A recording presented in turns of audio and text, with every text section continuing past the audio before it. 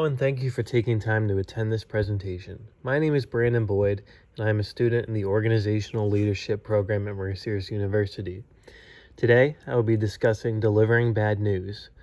While delivering bad news often evokes a feeling of trepidation and anxiety for the sender, it is important for both the person giving the news and the person receiving the news that the message is clear, effective, and delivered in a respectful manner. The process of breaking bad news can be broken into several steps. Today, we'll be taking a look at how to maintain credibility while delivering bad news, developing your message, delivering your bad news, with a quick specific look at delivering bad news to customers and delivering negative feedback, and receiving negative feedback. Let's get started. If you're delivering bad news, there's a good chance you may feel some pressure. The spotlight is on you. If it were a TV show about what you had to do, we might call it Breaking Bad News.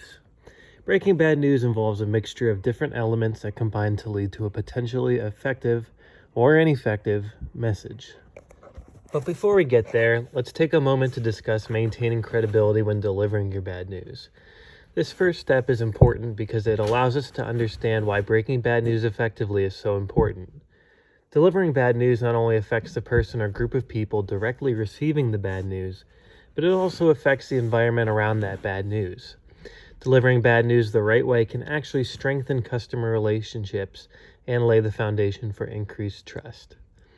Robert Bees, professor of management at Georgetown University, discusses this concept in his 10 commandments for delivering bad news.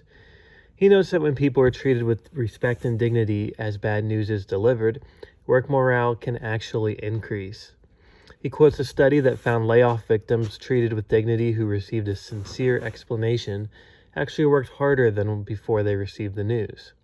In addition, those who made the cut worked harder when they saw that their laid-off coworkers were treated with dignity and respect. Let's face it, no one likes giving bad news or receiving bad news. But when you're honest, open, and truthful, it can actually lead to positive results. Now let's take a look at how we can get there. When developing your message, you want to make sure you have a clear goal. Stephen Covey, author of The 7 Habits of Highly Effective People, recommends beginning with the end in mind. While this may seem backwards, it allows us to think about what we want the result of our bad news delivery to be. Is our negative news informing? Is it bringing about change? Conceptualizing the goal allows us to anticipate responses, plan ahead, and get ourselves in order. There are 2 ways to deliver bad news messages, directly or indirectly. The different approaches essentially boil down to where the rationale is given. If you deliver the news before explaining why, it's direct. If you give a reason and then deliver the bad news, it's indirect. Before we go further, we can take a look at examples of both. Imagine that we need to inform a student that their application to Mercyhurst University has been denied. A direct bad news message might look something like this. Thank you for applying to Mercyhurst University. Unfortunately, your application has been denied. Mercyhurst University receives applications from many talented students, including yourself, and difficult decisions have to be made. Because so many qualified applicants choose Mercyhurst University, some students are not able to be offered admittance at Mercyhurst. We wish you much success with your collegiate search and the best of luck in your future. If we want to take a look at an indirect bad news message, it might look something like this. Thank you for applying to Mercyhurst University. Mercyhurst University receives applications from many talented students, including yourself, and difficult decisions have to be made. Unfortunately, your application has been denied. Because so many qualified applicants choose Mercyhurst University, some students are not able to be offered admittance at Mercyhurst. We know that all Mercyhurst applicants have a desire to thrive, and we wish you the absolute best in your future endeavors. The main difference here is that the indirect approach has a buffer before the delivery of the bad news. Either way, both messages should aim to clearly state the message, limit the possibility of misinterpretation, and provide a rationale or reasons for the decision.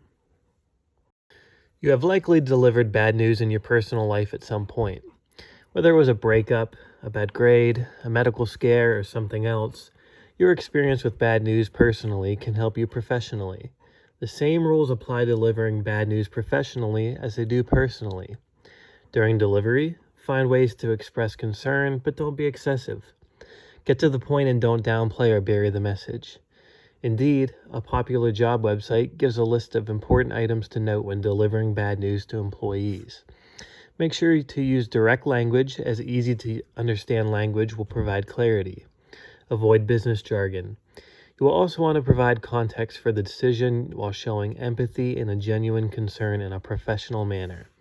Remember that the person on the other side is human, but that you also have a job to do. Both of these items can be balanced in your response. When delivering bad news specifically to customers, one important note is to emphasize the options available and the solutions that the customer has control over. In most bad news situations, customers are only interested in solutions.